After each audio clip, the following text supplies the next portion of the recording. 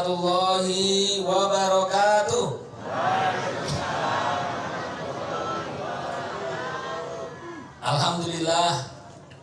Alhamdulillahilladzi an'amana bi ni'matil iman wal islam.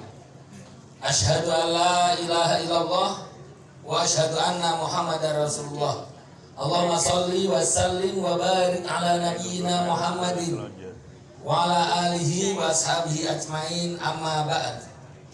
Kepada yang kami hormati Bapak Puspawadoso, Bapak Puspawadoyo beserta keluarga besar dan juga keluarga Wong Solo Group, juga warga, segenap warga Dusun Karangasem, dan juga segenap jamaah Masjid Al-Hijrah, dan juga seluruh hadirin sekalian yang dirahmati oleh Allah Subhanahu wa Ta'ala.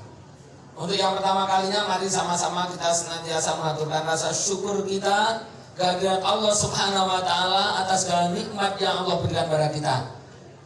Di antara nikmat itu adalah diberikannya kita kesempatan pada malam yang berbahagia ini untuk bermuajahah, bersilaturahim, sekaligus mungkin sebagai sarana bagi Bapak Puspawadoyo dan juga keluarga besar Wong Solo Group untuk menyambung tali kasih sayang, menyambung silaturahim. Kenapa? Karena dengan terjalinnya silaturahim itu insya Allah akan memperluas rezeki kita dan akan memanjangkan umur kita sekalian. Sholawat serta salam semoga senantiasa diserahkan untuk Nabi Muhammad Sallallahu Alaihi Wasallam. Mudah-mudahan kita semua ini menjadi umat yang akan dapat syafaat dari Allah kelak pada hari kemudian. Hadirin sekalian yang dirahmati Allah Subhanahu Wa Taala, jadi malam hari ini kita berkumpul dalam rangka memperingati Idul Adha.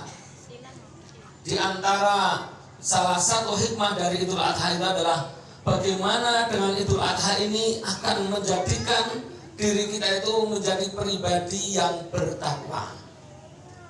Jadi kalau kita ketika penyembelihan hewan kurban tadi itu, sebetulnya itu adalah jalan saja. Tapi inti dari yang ingin dikehendaki oleh Allah dengan pengorbanan tersebut adalah supaya kita itu menjadi takwa, menjadi insan-insan yang bertakwa. Makanya dalam Al-Quran Allah berfirman, la yanalallaha luhumuha wala dima'uha walakin yanaluhut taqwa minkum. Di sini Allah mengucapkan, Allah berfirman ada huruf lan. Lan itu secara bahasa untuk huruf taukid, menguatkan. Sekali-kali Allah itu tidak menerima, yang diterima oleh Allah itu bukan daging korban yang dibagi-bagikan itu, bukan darah korban yang mengalir dari hewan korban yang kita sembelih itu, bukan. Tapi yang diterima oleh Allah Subhanahu Wa Taala itu adalah walakiyanaluhut taqwa minkum. Yang diterima oleh Allah itu adalah ketakwaan kita sekalian. Maka salah satu ciri dari orang yang bertakwa itu ada dalam surat Al-Baqarah, tadi juga sudah disinggung sedikit oleh Bapak, bahwa salah satu karakter orang yang bertakwa itu adalah wa mimma razaqnahum yunfikun. Dari apa-apa, dari sebagian rezeki yang kita terima itu yunfikun, mereka itu mau menafkahkan. Jadi kalau kita ingin disebut orang yang bertakwa itu kita harus memberi, bukan meminta. Rasulullah sendiri bersabda, al-yadul ulya khairun minal yadis sufla. Tangan yang di atas, orang yang suka memberi itu lebih baik daripada orang yang sekedar meminta-minta. Maka ajaran Islam itu bukan ajaran untuk suka meminta. Bahkan kita itu diajari salah satu akhlak dalam Islam itu disebut ifah. Apa artinya ifah? Ifah itu merwira. Merwira apa disebutnya? Merwira itu kalau bahasa tempat saya, bahasa Mundala itu tidak nyelekutis. Nyelekutis itu apa? Nyelekutis itu bermental meminta. Sekarang itu banyak orang yang mintanya itu minta meminta loh Pak. Ya. Nanti proposal. Jauh, maka Pak Puspa ingin mengharapkan kita itu jangan berminta meminta. Ya. Masjid.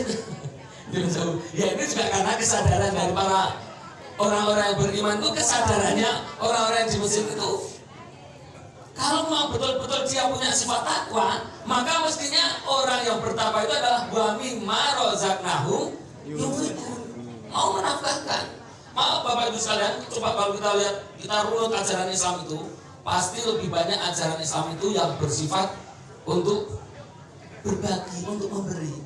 Rasulullah sendiri bersabda, khairun nasi anfa'uhum linnas. Manusia terbaik itu bukan berarti orang yang kaya raya. Manusia terbaik itu bukan berarti orang yang secara jabatan tinggi. Manusia terbaik itu bukan orang yang pengaruhnya besar. Tidak. Tapi manusia terbaik adalah yang paling bermanfaat untuk masyarakat sekitarnya.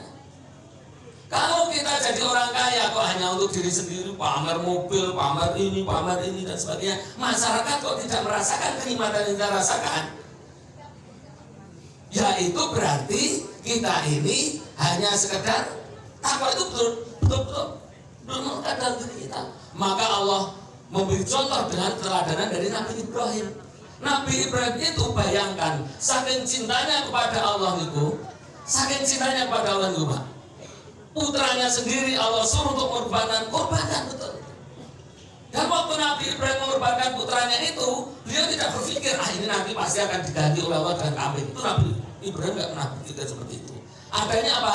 Ketika Nabi Ibrahim itu diperintahkan untuk seperti itu, bayangkan dengan Bapak Ibu sekalian, Nabi Ibrahim itu sudah lama tidak punya putra.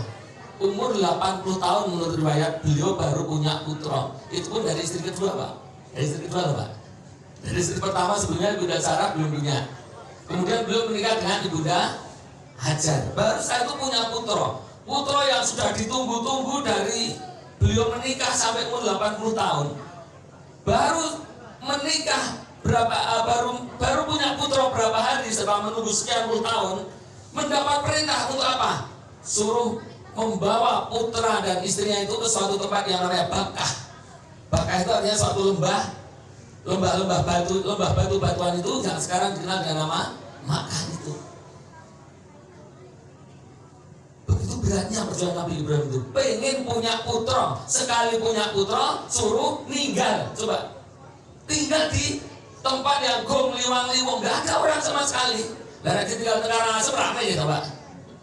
Ditinggal teng gereja ya ramai cerak pasar. Ini ditinggal di suatu tempat namanya Bakah. Bakah itu adalah lembah batu, nggak ada pohon, nggak ada apa-apa. Awalnya ketika ditinggal itu Ibunda Hajar juga merasa berat. Bayangkan loh, tasnya bayi abang, Mbak, beserta ibunya suruh meninggal di situ. Sampai kemudian Ibunda Hajar ketika mau ditinggal itu beliau bertanya, wahai kakanda Ibrahim, kalau saya ditinggal seperti ini sebenarnya kehendak jenengan atau kehendak dari Allah? Ini perintah dari Allah. Begitu Ibunda Sarah tahu bahwa itu, Ibunda Hajar tahu bahwa itu perintah dari Allah, cepat-cepat jangan tanda diusir Nabi Ibrahim. Udah, saya ditinggalin saja. Karena Ibunda Hajar dan Nabi Ismail betul-betul yakin bahwa Allah itu akan memberi. Ya, singkat kata kita sudah akhirnya kemudian Nabi Ismail yang waktu itu masih bayi itu dengan Ibunda Hajar hanya selamat, bahkan menjadi tokoh di situ. Nah, ini pelajaran bagi kita Bapak Ibu sekalian bahwa Nabi Ibrahim itu karena kecintaannya kepada Allah di atas segalanya mau mengorbankan apapun. Bahkan suruh nyembelih anaknya pun dikasihkan. Betul.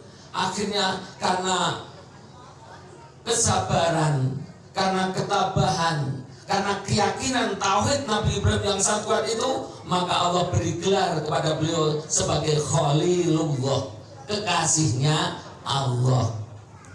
Artinya apa?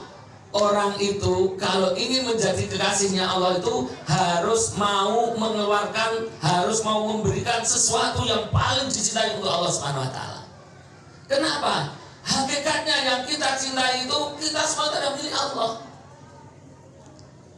Maka ketika Allah menitipkan pada kita memiliki putra, kita memiliki harta, itu sebenarnya adalah titipan. Kalau namanya titipan itu pasti suatu ketika akan diminta. Kalau kemudian diminta kok kita abot, lah kita itu siapa? Nah, ini salah satu pelajaran yang bisa kita ambil dari Nabi Ibrahim yang kita peringati pada malam hari ini. Selama ini nyuwun sewu kita ini hanya berpikir untuk ibadah ritual saja, korban ya korban, sholat ya sholat, tapi hakikat atau hikmah apa yang ada dalam ajaran itu tidak kita perhatikan. Padahal mestinya non sewu Bapak Ibu sekalian, kalau kita itu betul-betul sadar tentang kurban itu, bahwa kurban itu adalah mempersembahkan yang terbaik yang kita miliki, itu hanya semata-mata untuk Allah semata, maka insya Allah saya yakin urusan kemiskinan di masyarakat itu selesai, Pak. Pemerintah juga udah ringan itu, selesai. Kenapa? Yang kaya punya kesadaran, atau yang masing-masing orang sudah punya kesadaran untuk memberi. Sekarang ini kadang banyak orang kaya yang mintanya bukan mental memberi, mentalnya malah mental meminta, malah korupsi barang juga. Mentalnya mental minta. Bagaimana kita ini mau maju? Bagaimana umat Islam ini mau maju? Maka Bapak Ibu sekalian, jadi bahkan di antara rukun Islam yang 5 itu kan, yang pertama syahadat, yang kedua sholat, yang ketiga zakat. Zakat ini memberi.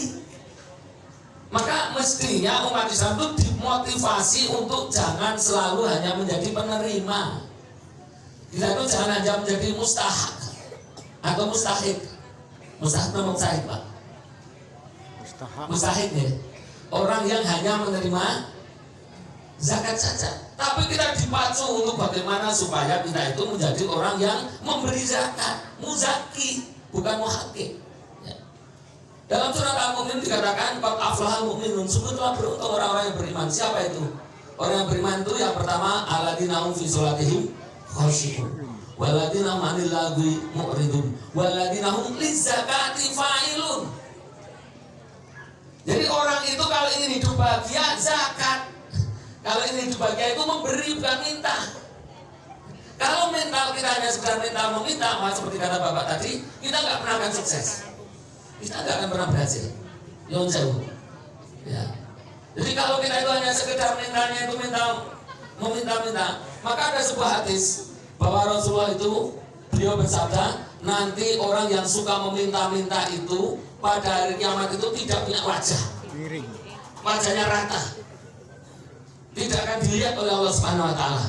Kenapa? Mintanya minta-minta, mentalnya mental paring-paring. Ini mental itu sampai sekarang terbawa, Pak. Tidak hanya orang-orang di kalangan jelata saja, kalangan anak juga banyak. Bagaimana mereka nenten proposal, intinya minta. Maka Bapak Ibu sekalian, sekali lagi, jadi itulah ini mengajarkan pada kita supaya kita ini bermental memberi, bermental untuk memberi manfaat kepada orang lain. Ya semampu kita. Untuk berkorban ini tidak perlu atau tidak menunggu kaya dulu. Kemarin sempat viral ada seorang mbah-mbah, ya, mbah-mbah janda hidup sendirian. Suatu ketika dia itu datang ke takmir masjid dengan membawa kambing, tapi kambingnya ditaruh di luar. Dia datang kepada panitia itu mengira dia itu mau minta-minta, Mbah, kalau mau minta daging korban belum ada. Jadi takmirnya lagi-lagi sudah memandang sebelah mata hanya karena mbah-mbah ya dengan pakaian yang sederhana dikiranya mau minta daging korban. Tapi apa kata mbah tadi, Pak, kula teng mriki namung badhe tanglet niki kula nek badhe nitipke kambing kagem korban nika kula titipke sinten? Menangis takmir ini, tertampar. Berarti selama ini orang tua hanya melihat dari segi penampilannya saja. Takmir itu malu kepada mbah-mbah itu. Mestinya takmir itu dia mampu untuk korban, kok kalah sama mbah-mbah yang mungkin secara hasil saja tidak mungkin mencukupi. Tapi karena kesungguhan itu, jadi kesungguhan untuk memberi ini insya Allah kalau kita tanamkan dalam diri kita, ya saya yakin nanti akan muncul banyak sekali orang-orang yang kemudian seperti Bapak mendirikan masjid, kemudian kita ngopeni masjid ini, ngopeni jamaah ini.